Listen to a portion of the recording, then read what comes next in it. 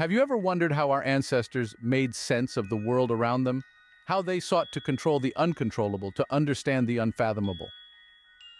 One of the most intriguing ways they did this was through rituals, some of which were so unusual they might seem alien to us today. So buckle up as we take you on a journey through time, exploring 10 such unusual ancient rituals that will leave you scratching your head. First on our list is the Aztecs, who were renowned for their intricate spiritual ceremonies. They utilized a peculiar instrument known as the death whistle to enhance their rituals surrounding death and promote a smooth transition to the afterlife. This whistle, often crafted to resemble a human skull or a severed head, was made from the locally abundant materials of clay or ceramic.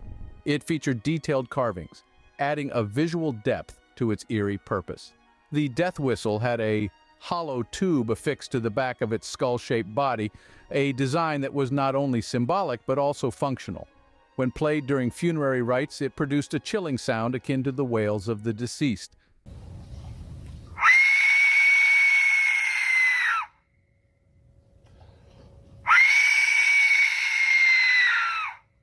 This haunting noise was believed to mimic the cries of the departed, serving a vital role in Aztec rituals by supposedly guiding the spirits of the dead towards the afterlife. In Aztec culture, death was not merely an end, but a critical phase of the cosmic journey of life, leading to the next existence. The use of the death whistle was a profound way to honor the dead, ensuring their passage was acknowledged and assisted with the highest reverence and solemnity. Next, we travel to India. In certain regions of India, a centuries-old tradition known as the baby-throwing ritual has frequently captured both local and international attention due to its dramatic nature. This practice involves infants, usually under 2 years old, being thrown from the roof of a temple, a height ranging from 30 to 50 feet. The ritual is conducted by priests who first shake the babies before tossing them into the air, where they are then safely caught by a group of men below who hold out stretched cloths to break the infant's fall. Traditionally performed in the first week of December, this ritual has been observed by communities of both Hindu and Muslim faiths, indicating its roots as a cultural rather than a religious practice. Historical records suggest the ritual dates back around 700 years, a time when infant mortality rates were significantly higher and medical knowledge was far more limited. During those times, it was believed that such a ritual could help protect infants from sickness and death, with priests advising parents of ailing children to participate as a desperate bid to save their lives. While the original intent of the ritual may have been to safeguard the health of children, in contemporary times its purpose has evolved. Nowadays, the practice is carried out more as a ceremonial expression of celebration and heritage, continuing to draw participation from various communities across parts of India, despite its alarming appearance to outsiders. Let's cross the seas now to the island of Crete, where Minoan bull leaping took center stage. Bull leaping was a prominent ritual in ancient Minoan Crete, captivating audiences with the daring feat of participants vaulting over bulls. This high-risk activity not only served as entertainment, but was also a significant rite of passage for young men, symbolizing their transition into adulthood. The spectacle typically unfolded in the ceremonial courts of Minoan palaces, which functioned akin to arenas specifically designed for such events. The exact origins and purposes of bull leaping remain subjects of scholarly debate, though it is widely accepted that the ritual held deep religious connotations. Some interpretations suggest it was a form of homage to the bull, revered as a symbol of fertility and strength within Minoan culture. Alternatively, others view it as a test of courage and agility, essential qualities for young men in this ancient society. Artifacts such as the bull's head rhyton found in the Little Palace at Knossos illustrate the significance of the bull in Minoan culture. This particular piece, crafted from serpentinite and meticulously inlaid with shell, rock crystal, and jasper, underscores the ceremonial importance of bulls, reflecting their esteemed status through the detailed and luxurious treatment of such objects. The significance of this ritual remains a mystery, but it certainly must have been a sight to behold. Our journey now takes us to Papua New Guinea, where the Dani tribe practiced a painful ritual of finger cutting. The Dani tribe, residing in the highlands of Papua New Guinea, practices a unique and poignant ritual as a form of mourning when a loved one passes away. This ritual involves the cutting of fingertips, predominantly by women, using a sharp bamboo blade. Performed without any anesthetics or pain relief, this act is both physically painful and emotionally traumatic. The finger-cutting ritual serves multiple purposes within the Dani community. Primarily, it is a way for tribe members to physically manifest their grief and express the depth of their sorrow. Enduring the pain is seen as an essential part of the grieving process, a profound personal sacrifice in memory of the deceased. Additionally, this ritual is believed to protect the living by keeping the spirits of the deceased at bay, ensuring they do not linger among the tribe.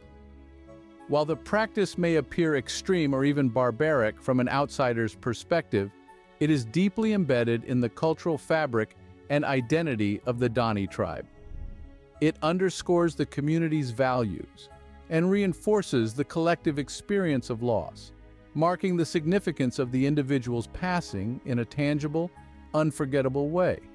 This ritual not only highlights the community's approach to mourning, but also its enduring connection to ancestral traditions. This physical representation of emotional pain serves as a stark reminder of the human capacity for empathy and sacrifice. Next, we turn to Japan, where some Buddhist monks embarked on a path of self-mummification. Sokushin Butsu refers to the practice of self-mummification undertaken by Buddhist monks in Japan between the 11th and 19th centuries.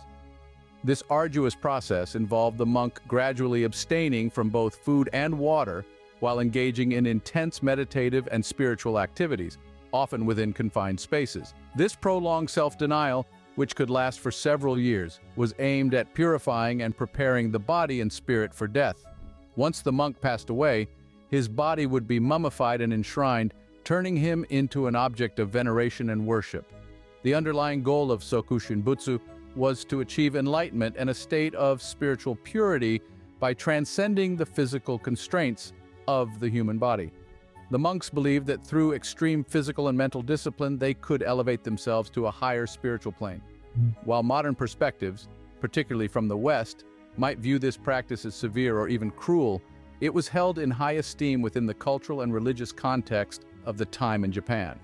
Monks who accomplished Sokushin Butsu were revered as holy figures, their mummified remains seen as powerful symbols of spiritual attainment and discipline.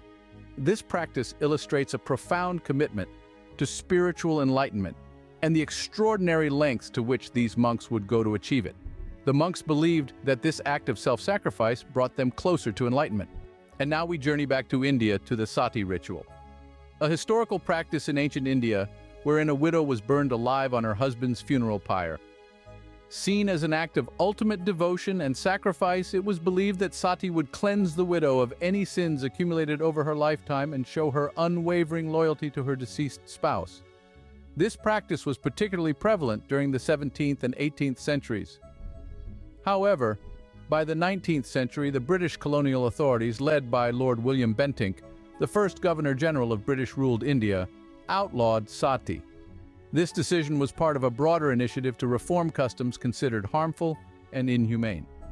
The intended purpose of sati was to allow the widow to demonstrate her sacrifice and spiritual devotion by joining her husband in death, thereby ensuring her place in heaven. Despite the purported voluntariness of the act, historical records suggest that many women were coerced or pressured into sati, often without their consent. The practice has since been the subject of significant controversy and debate. Critics argue that sati was a manifestation of deep-seated patriarchal values, serving to reinforce the subjugation and oppression of women within society. This critical perspective views sati not just as a religious or cultural practice, but as a tool that perpetuated gender inequality and deprived women of their agency in life. The blood eagle is one of the most debated and macabre rituals attributed to the Vikings, with modern scholars questioning both its historical authenticity and method of execution. According to legend, this gruesome ritual involved restraining a victim, slicing open their back, and then severing the ribs from the spine to resemble the wings of an eagle. The victim's lungs were then drawn out through the wounds, and draped over their shoulders. The exact purpose and meaning behind the blood eagle are topics of ongoing scholarly debate. Some historians suggest it may have been a form of elaborate human sacrifice intended to appease Norse gods. Others view it more as a punitive measure, possibly reserved for traitors or those who violated sacred oaths. This latter interpretation proposes that the ritual was meant to demonstrate the Vikings' might and resolve, marking out those who underwent it as particularly brave or notorious. Moreover, the sheer brutality and spectacle of the blood eagle could have served to cement the Vikings' fearsome reputation, acting as a deterrent and warning to their enemies. This view portrays the Vikings not just as warriors, but as strategists using fear as a psychological weapon. However, due to the sparse and sometimes ambiguous historical records, the blood eagle's existence and execution remain subjects enveloped in mystery and dark fascination. While the accuracy of this ritual is disputed, it nonetheless paints a chilling picture of the Vikings' warrior culture. Sky burial, also known as water burial in some contexts, is a profound and ancient ritual practiced in Tibet that embodies a unique approach to death. In this ritual, the deceased's body is placed on a high platform or left in a secluded natural area, exposing it to vultures and other scavenging birds. This method not only facilitates the decomposition and dispersal of the remains, but also symbolizes the return of the body to nature, allowing the deceased's spirit to merge with the environment. Conducted with deep respect and reverence, the ritual is seen as a final act of altruism by the deceased, as it offers the body as sustenance to the birds, thus continuing the cycle of life. The underlying philosophy of sky burials is that the physical body is merely a temporary container for the soul, and upon death there is a release that allows the spirit to rejoin the natural world. This practice is especially suited to the Tibetan landscape, which is rugged and sparsely vegetated, making other burial practices less feasible.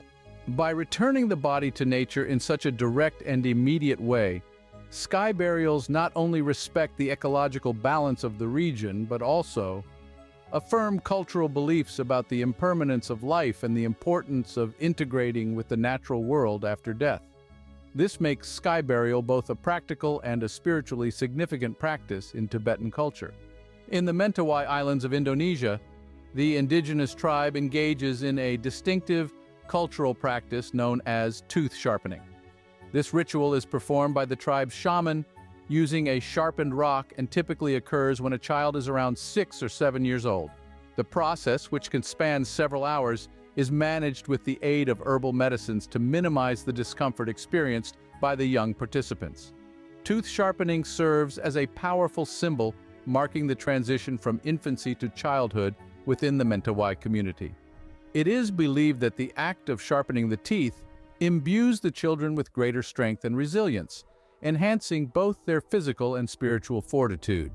Additionally, the tribe holds that sharpened teeth ward off evil spirits and provide protection from various harms, embedding a layer of spiritual safety around the young. The ritual is also a vital rite of passage, deeply linking the children to their ancestral traditions and reinforcing their identity as members of the Mentawai tribe.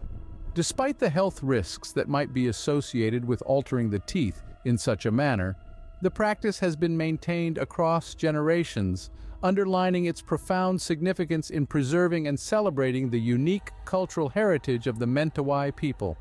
The haka is a powerful and dynamic traditional Maori dance ritual from New Zealand, renowned globally for its use by the New Zealand national rugby team, the All Blacks, before their matches. Characterized by vigorous movements, rhythmic stomping of the feet, slapping of the thighs, and a chorus of strong, synchronized chants, the haka is both a spectacle of physical intensity and a profound cultural expression. Performers enhance the impact with fierce facial expressions and bold, expansive gestures. While commonly recognized in the context of sports, the haka serves multiple purposes within Maori culture.